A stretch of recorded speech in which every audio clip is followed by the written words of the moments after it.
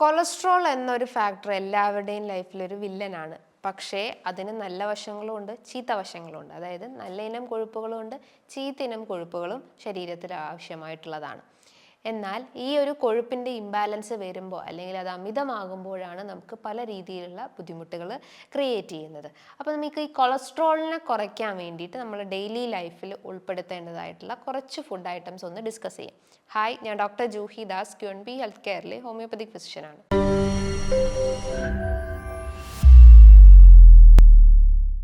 Cholesterol എന്ന് കേൾക്കുമ്പം അയ്യോ അത് ഹൃദ്രോഗം ഉണ്ടാക്കും അല്ലെങ്കിൽ മറ്റുള്ള ബുദ്ധിമുട്ടുകൾ ഉണ്ടാക്കും, വെയിറ്റ് കൂട്ടുന്ന സാധനമാണ്, അപ്പോൾ കൊളസ്ട്രോൾ കുറയ്ക്കുന്ന ആഹാരങ്ങൾ നമ്മൾ കഴിക്കണം എന്നുള്ള ഒരു മെൻറ്റാലിറ്റി ഉണ്ടാവും. പക്ഷേ കൊളസ്ട്രോൾ നമ്മുടെ ശരീരത്തിന് ആവശ്യമായിട്ടുള്ളതാണ്. അതായത് നല്ല ഇനം കൊഴുപ്പുകൾ, എസ്പെഷ്യലി ഹൈ ഡെൻസിറ്റി ലിപ്പോപ്രോട്ടീൻസ് ആയിട്ടുള്ള നല്ല ഇനം കൊഴുപ്പുകൾ നമ്മുടെ ബ്രെയിൻ ഫങ്ഷനിങ്ങിനും ഹാർട്ട് ഫങ്ഷനിങ്ങിനും ദഹനത്തിനും സ്കിന്നിനും ഒക്കെ ഹെൽപ്ഫുൾ ആയിട്ടുള്ളതാണ്.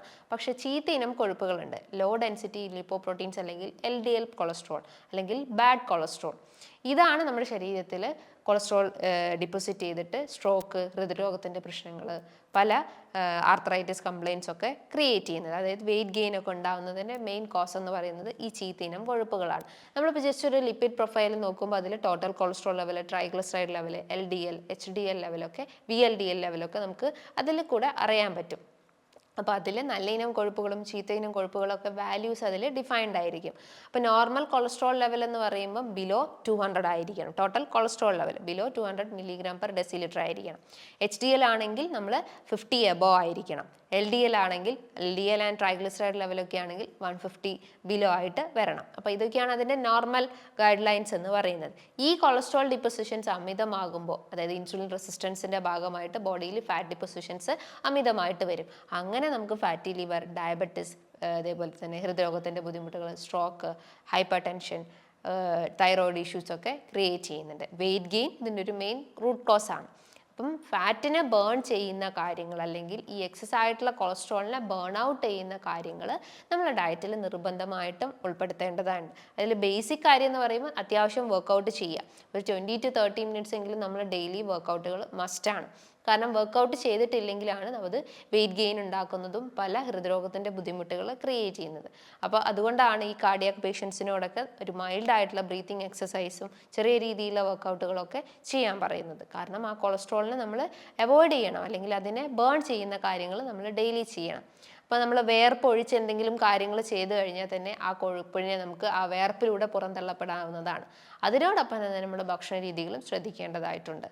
അതിൽ വാട്ടർ ഇൻടേക്ക് മസ്റ്റാണ്. ഒരു 3 ലിറ്റർ to 4 ലിറ്റർ എങ്കിലും വാട്ടർ ഇൻടേക്ക് മസ്റ്റായിട്ട് ഫോളോ ചെയ്യുക. സ്ലീപ്പിൽ വേരിയേഷൻസ് വരുമ്പോഴും വെയിറ്റ് ഗെയിൻ ഉണ്ടാവും, കൊളസ്ട്രോൾ ഡിപ്പോസിഷൻസ് ഉണ്ടാവാനുള്ള സാധ്യതയുണ്ട്. അപ്പം സ്ലീപ്പ് ഒരു 6 to 7 hours അല്ലെങ്കിൽ 7 to 8 hours എങ്കിലും സ്ലീപ്പ് സൈക്കിൾ മെയിൻറ്റെയിൻ ചെയ്യാൻ ശ്രമിക്കുക. രാത്രി നമ്മൾ ഉറങ്ങി നേരം വൈകി ഉറങ്ങുന്ന ആളുകൾ അല്ലെങ്കിൽ രാവിലെ നേരം വൈകി എണീക്കുന്ന ആളുകൾക്കൊക്കെയാണ് ഒരു ഏർലി ഏജിങ്ങും അതേപോലെ തന്നെ ഏർലി ഇത്തരം ബുദ്ധിമുട്ടുകളൊക്കെ ക്രിയേറ്റ് ചെയ്യുന്നത്. നമ്മളെ പല പഠനങ്ങളിലും പറയുന്നത് രാവിലെ നേരത്തെ എഴുന്നേൽക്കുക, രാത്രി നേരത്തെ കിടക്കുക. നമ്മളെ ബോഡിയിലെ എല്ലാ ഫങ്ഷനിങ് മെയിൻറ്റെയിൻ ചെയ്യുന്ന അല്ലെങ്കിൽ ബോഡി ഒന്ന് റിപ്പയറിങ് വർക്കിലേക്ക് പോകുന്നത് ആ ഒരു 6 to 7 hours ആ സമയത്ത് നമ്മൾ ആക്റ്റീവായി കഴിഞ്ഞ് കഴിഞ്ഞാൽ പിന്നെയും നമ്മളെ ബോഡി ഒരു റിവേഴ്സ് പ്രോസസ്സിലേക്ക് പോവുകയും ബോഡി വീക്ക് ആവുകയും പല ബുദ്ധിമുട്ടുകൾ നമ്മളെ അഫക്റ്റ് ചെയ്യുന്നുണ്ട്. അപ്പോൾ സ്ലീപ്പ് സൈക്കിൾ മസ്റ്റായിട്ടും ഫോളോ ചെയ്യാൻ ശ്രമിക്കുക. അതായത് ഒരു 6 to 7 hours നിർബന്ധമായിട്ടും നമ്മളെ ആ ഒരു ലൈഫ് പാറ്റേൺസിൽ കൊണ്ടുവരാൻ ശ്രമിക്കുക. പിന്നെ നമ്മൾ ഡയറ്റിൽ ഉൾപ്പെടുത്തേണ്ടതായിട്ടുള്ള കാര്യങ്ങൾ എന്ന് പറയുമ്പം ഫൈബർ അടങ്ങിയിട്ടുള്ള ആഹാരങ്ങൾ കഴിക്കുക, ലീഫി വെജിറ്റബിൾസ് കഴിക്കുക, ഓറഞ്ച്, മൊസംബി, ദെൻ പൊമോഗ്രാനേറ്റ് അങ്ങനത്തെ ഫ്രൂട്ട്സ് ഒക്കെ ഫൈബർ റിച്ച് ആണ്. അത് അത്യാവശ്യം കഴിക്കാൻ ശ്രമിക്കുക. അത് ഫാറ്റിനെ ബേൺ ചെയ്യാനും വിശപ്പ് കൺട്രോൾ ചെയ്യാനും അതേപോലെ തന്നെ വെയിറ്റ് ലോസിനും ഹെൽപ്ഫുൾ ആയിട്ടുള്ളതാണ്. പിന്നെ അത്യാവശ്യം പ്രോട്ടീൻസ് കഴിക്കുക. ഈ പറഞ്ഞിട്ടുള്ള ആളുകൾ, അതായത് വെയിറ്റ് ലോസിന് വേണ്ടിയിട്ട് നമ്മൾ ഡയറ്റ് എടുക്കുന്ന സമയത്ത് കംപ്ലീറ്റ് ആയിട്ട് കാർബ് ഒഴിവാക്കും, കംപ്ലീറ്റ് ആയിട്ട് പ്രോട്ടീൻ ഒഴിവാക്കും. അപ്പോൾ നമ്മൾ ഫാസ്റ്റിംഗ് മാത്രം ഫോളോ ചെയ്ത് കഴിഞ്ഞാൽ ബോഡി വീക്ക് ആവും. അപ്പോൾ പ്രോട്ടീൻ അടങ്ങിയിട്ടുള്ള ആഹാരങ്ങൾ കഴിക്കാൻ ശ്രമിക്കുക. പ്രോട്ടീൻസ് എന്ന് പറയുമ്പോൾ നമുക്ക് മുട്ട, മീൻ, ഇറച്ചിയൊക്കെ കഴിക്കാവുന്നതാണ്. ഡയറ്റ് എടുക്കുന്ന സമയത്ത് നമ്മൾ എല്ലാം ഒഴിവാക്കി കഴിഞ്ഞാൽ നമ്മുടെ മസിൽ വീക്ക്നെസ് ഉണ്ടാവും, മസിൽ വേസ്റ്റിംഗ് ഉണ്ടാവാനുള്ള സാധ്യത കൂടുതലാണ്. അപ്പോൾ പ്രോട്ടീൻ അടങ്ങിയിട്ടുള്ള ആഹാരങ്ങൾ കഴിക്കുക.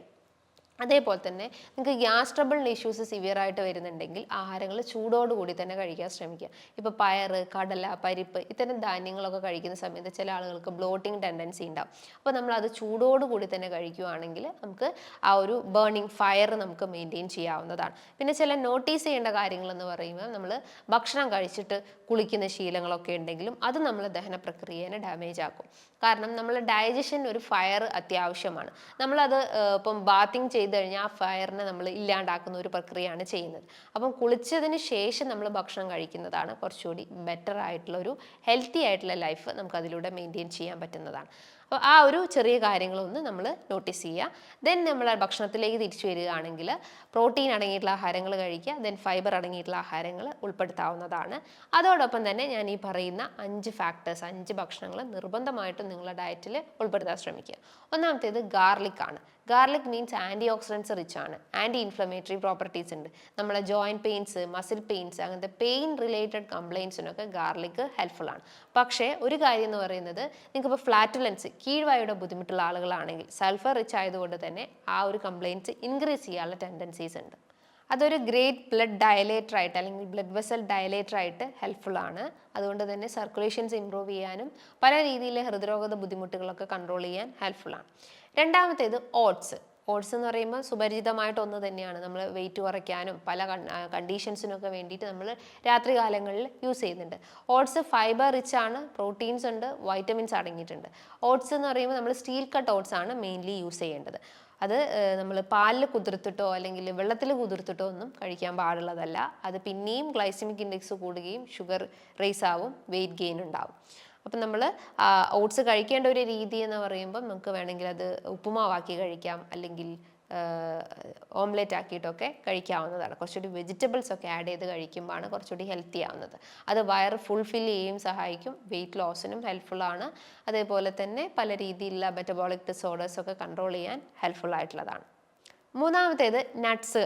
നട്ട്സ് എന്ന് പറയുമ്പം കാഷ്യൂ, ബദാം, വാൽനട്ട്സ്, പിസ്ത, ഇതിലൊക്കെ അത്യാവശ്യം ഫൈബേഴ്സ് ഉണ്ട്, വൈറ്റമിൻ ഡി അടങ്ങിയിട്ടുണ്ട്, മറ്റുള്ള മൈക്രോ ന്യൂട്രിയൻസും പ്രസൻ്റ് ആണ്. അപ്പോൾ വാൽനട്ട്സ് നമുക്ക് ഡെയിലി ബേസിസിൽ കഴിക്കുകയാണെങ്കിൽ ബ്രെയിൻ ഫങ്ഷനിങ് ഇമ്പ്രൂവ് ചെയ്യുന്നു.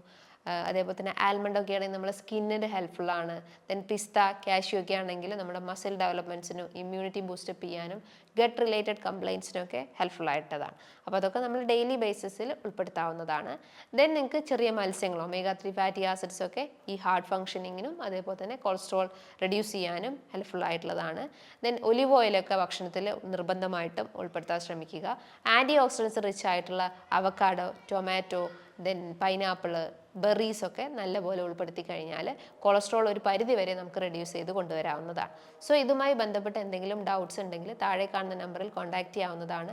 നല്ലൊരു ഹെൽത്ത് ടോപ്പിക്കുമായി വീണ്ടും കാണാം. താങ്ക്